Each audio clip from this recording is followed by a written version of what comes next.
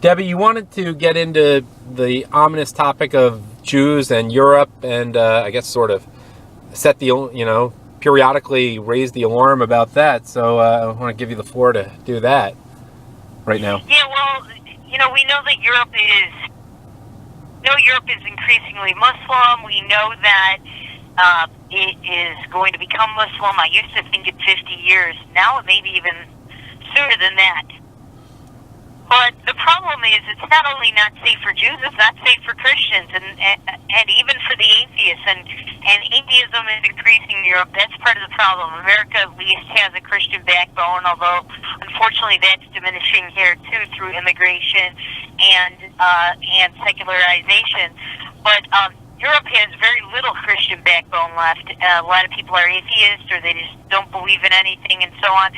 And the Muslims have taken advantage of the void. Plus, they've taken advantage of the liberalization of Europe, where they're coming over in these boatloads. I think I read it in this morning's Wall Street Journal where Italy, some of the Italian parties, says they're going to stop allowing these boat people from Libya, who are all Muslims, from coming in, but it's kind of a little bit too late. They've already had so many in there. You go to Sicily nowadays, and you won't recognize it. It's not mobster hits anymore. It's not Really? La Cosa Nostra. It's La Cosa Muslima. Really? And, I didn't even know that.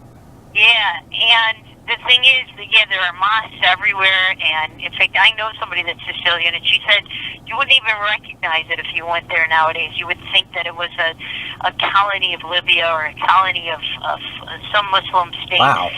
And the thing is that recently Rabbi Jonathan Sachs, who I guess is also known as Lord Sachs because he's been knighted, he used to be the chief rabbi of Great Britain, of the UK, and he recently said something in a video or wrote an article or something about how Europe is not hospitable to Jews anymore, and it's like, hello, where have you been? Right. And the thing is that this Rabbi Sachs, unfortunately, is One thing, Debbie, I just want to point out, we're excluding Russia from that because I'm not sure it's true. I think Russia's been pretty good to Jews in recent years. I mean, is that fair to say? And yeah, I mean, even to some extent, Germany. Better than it was under the Soviet Union, and Putin does, for the most part, crack down on these Chechens and these other Muslim terrorists and so on. But a Jew can feel as comfortable practicing Judaism and being open about Judaism in Russia as they can in the United States. I don't mean to go off topic. Yeah, but you know what? I do think that anti-Semitism still exists there, and it has been on the rise a little bit recently, right, and so on. With regard to the Ukraine and the fight between the Russians and the Ukrainians, and both sides, I think anti-Semitism has increased on both sides a little bit. My understanding is the Ukrainian Catholics are a lot worse than the Ukrainian Orthodox and the Russian Orthodox, and that it's actually long been that case. Talking to Jews from Ukraine. Yeah, true, although I would say that all forms of Ukrainians were Nazis, not just the Catholics. Mm-hmm. But, and if you go back and look who were the Nazis, there were a lot of Ukrainians, some of them more Orthodox. That said, though, back to Rabbi Sachs, there's something that always has bothered me, and that is people think this guy is so pro-Israel, so right-wing on the Jewish state, and so on, and it's just not the case. And let me just give you a few little items on things he said. He said, first of all, he supported the Oslo Accords, which anybody who backed that, it was a litmus test, yeah. And he backed that, and they were, thousands of Jews, at least 1,300 and maybe more than that, I would say more than 2,000 Jews died as a result of the Oslo Accords. But he also praised the BBC, the BBC, which lied about Israel, was very Israel-bashing. It's well-known, and he's in Great Britain. So if I know it over here in the United States, how does he not know that? He knows better. He also said that Israel's defense against the Palestinians makes him, quote, feel very uncomfortable as a Jew. He also ripped off Maimonides and used a 12th century quote that Maimonides allegedly uttered, saying, and there was no state of Israel then, but he says, Israel did not long for the Messiah so he could lord it over other nations. And he invoked that quote about the Palestinians. Really? So this guy is not pro-Israel. This guy is one of these peacenik frauds. He's also appeared with the Muslim extremists under the guise of, let's hang out with moderate Muslims, which is an oxymoronic phrase for the most part. But he's hung out with people who are extremists, who are not moderates, and he deigned to give them the title. In his article recently, or his video commentary, he said that the Jews of Europe need to band together with moderate Muslim communities in Europe to make things safer. Now, can you tell me one quote-unquote moderate Muslim community in Europe? There is no such thing. Well, if you go to the mosques in Europe, they're even worse than the ones in the United States, and most of the mosques in the United States are extremists. Not one of them will condemn Hamas or Hezbollah, unless you're talking about the very fringe Muslims who are Sufis, which in the United States is headed by Sheikh Kabani. These Sufi Muslims are only moderates. There's very few of them. They weren't always moderate, but presently they are. And they're fringe. The mainstream Muslims are radical. They are extremists. I mean, Islam is extreme. There's just no such thing as mainstream Muslim communities that are moderate. There's just no such thing. And this Rabbi Sachs deludes himself. And frankly, I think he knows better. I think he's just lying. And just so that he can give the moniker of moderate to these extremists, pretend that he's trying to do something when he's actually enabling bad people, enabling malefactors. yeah, I just want to point out to anyone listening, I'm not playing gee whiz here, but I really don't know anything about this till now, and we didn't do any show prep or anything.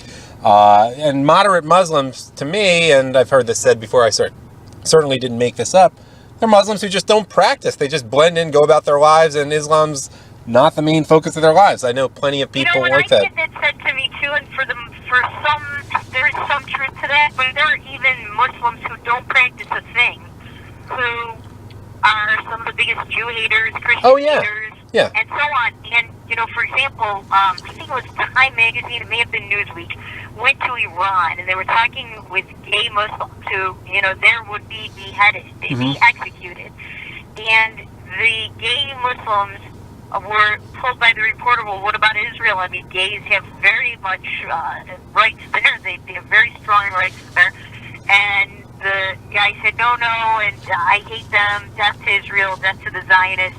And then he said something about how he wanted to go step on an American and Israeli flag that were on the ground nearby. I mean, these people are not really moderates, even if they're very secular and they don't practice their religion. Yes, the ones that tend to be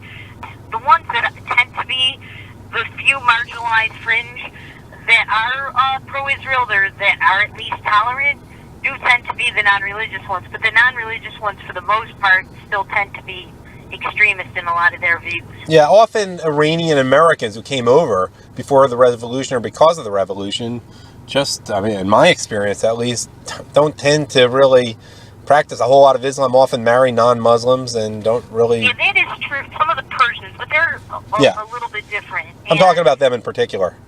Right. Some of them are more moderate. I would agree with you there. And those are the ones that I think were supporters of the Shah, which is why they're here now. Yeah, or they were professionals who left for more opportunity. They went to med school here in the 60s, whatever. And I'm just thinking of kids I knew growing up. Yeah, I agree with you. By the way, that stuff about Rabbi Sachs, I got it from a site that unfortunately was taken down on the internet because the owner was, I think, unfairly referred to as an extremist. But he had a site, I don't even remember his name or know his name, but it's Masada2000.org. If you go on the Wayback Machine, which is archive.org, you can find he has this list called it spells out SHIT, but it stood for something like self-hating Israelis and self-hating and or Israel threatening, and he calls it the Jewish SHIT list.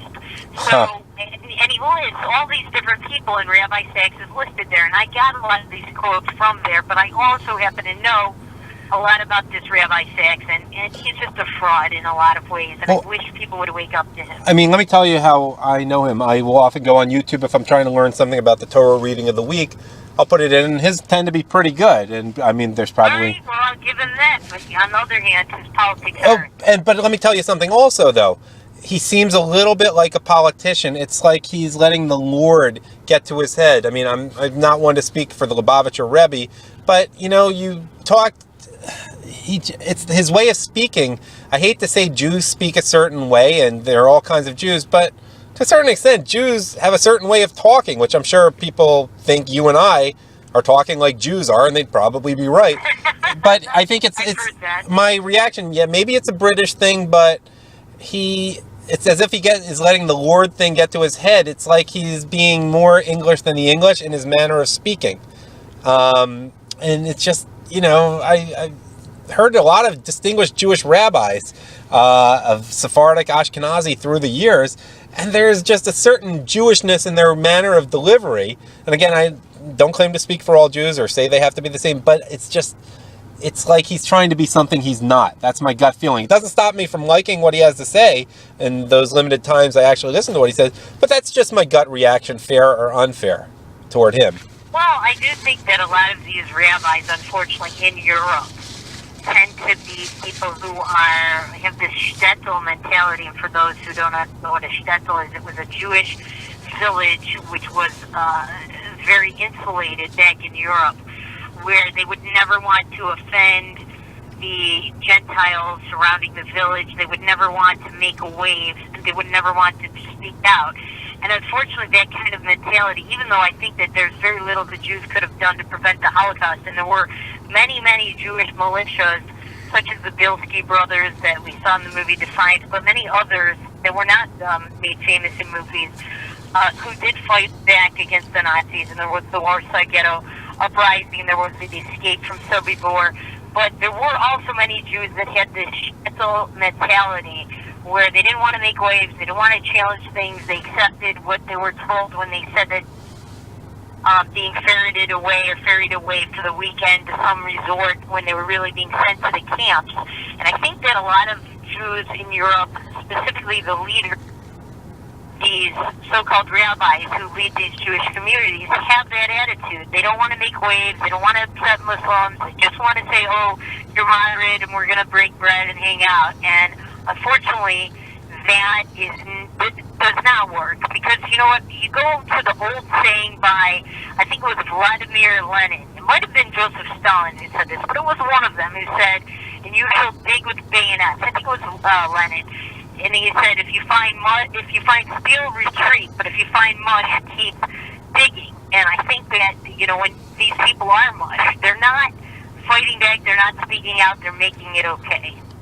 Yeah, I mean, these are assimilated Jews, I mean, that are high in intermarriage. I mean, the reality is, we're talking largely about England and France here, which is where the bulk of non-Russia Jewish communities are in Europe. I mean, the German Jewish communities tend to be new. They're often immigrants from Russian. And the reality is, for most European countries, Belgium is an exception too. There's a big community in Antwerp. Jewish life is largely Chabad. I mean, that's the reality, especially in Germany and Russia today, if I'm not mistaken. Right, it's true, but even the Chabad, which is from the Lubavitch movement of Hasidic Jews, you know, I think they're a lot more go-along to get along kind of people. Oh, yeah, in America, too. Tend to be right-wing in private conversations. They are also go-along to get along, and I understand that's the way they are. But I don't think it's okay. I think in the United States, actually, though, some of these rabbis are even worse here, because they could speak out and they could be strong, and they're not as much under siege as the rabbis in Europe, and yet they choose to make friends with and hang out with the most illegitimate people. I mean, we're talking about Hezbollah agents, Hamas agents, and so on. Yeah, I don't think you'd find any Chabad rabbi who would make the statements like the ones you mentioned by Jonathan Sachs. I just don't think they would. Would not. There would be too much peer pressure within Chabad. They would get a call very quickly. You will never see them. Maybe, I don't know, maybe, because, you know, there is a Chabad organization in New York that recently honored a guy named Daniel Lubetzky, who funds and hangs out with Mahmoud Abbas, Really? Abu Mazen, the leader of the Palestinian state, and he is a very anti-Israel person who, this Daniel Lubatsky, who helped fund the campaign against Netanyahu, and Lubavitch Chabad honored him. So He probably wrote them a big check too. That's generally how one gets honored by Chabad. Unfortunately, in many ways, there is a similarity to the Catholic Church where you can pay absolution money, and it's unfortunate. It's not okay. In the big fancy shul in Bal Harbor, Florida, I know Debbie Wasserman Schultz was. Shul is a synagogue for those. No, it's called the Shul in Bal Harbor, Florida. Like I remember a year ago, Debbie Wasserman Schultz was there, and I mean she is the local congresswoman, to be fair.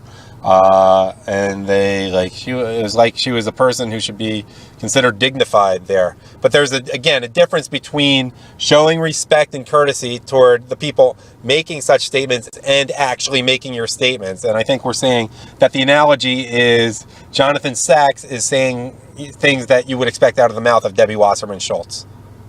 They're very unhelpful, and I think they're more than unhelpful. They're harmful, and they're the same things that you hear Jew haters and Israel haters, which I think are one and the same, say. Yeah, I agree. He's trying to be one of that gang, and I have no use for that. So, Rabbi Sachs, you are unkosher to me. You remind me, I don't know if you ever heard of a guy named Al Goldstein with Screw Magazine years ago. It was kind of well, you're not comparing me to him. Well, I am, because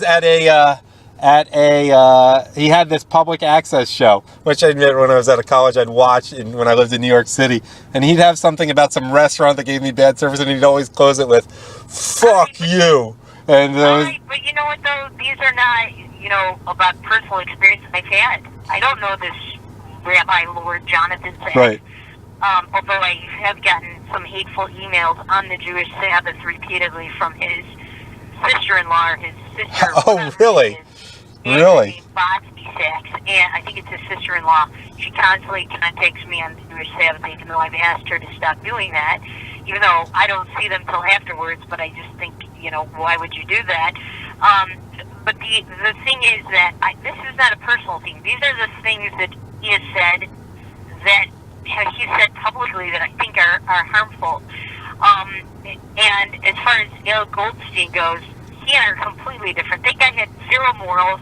I think he contributed to the moral decay of American society. And I like to think that I'm fighting against that kind of thing, although I think we've lost the culture war because of people like him. I know, but that guy's an embarrassment. I know, but I'm just saying it's an expression he would close his segment with. That's all. That's the whole comparison. But to be fair, you gotta sort of appreciate the Al Goldsteins of the world who present themselves as degenerates better than the people who try to present themselves as holy and who are screwing Israel at the same time. Right, the Alan Dershowitzes, as we talk.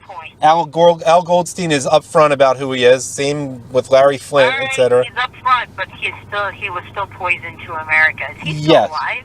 I don't know. I heard he was really sick a few years ago. Someone actually I know was a social worker for him, and he was broke at that point too. All that pornographic entrepreneurship, like he was still broke, like when he needed the money. Oh, so sad, too bad. Yeah, but I don't even know. Someone can Google that and post it on the YouTube comments, and people can post more relevant YouTube comments on this. This has been a very freewheeling discussion, Debbie. Anything else you want to point out regarding Jews in Europe? I think that's it. All right.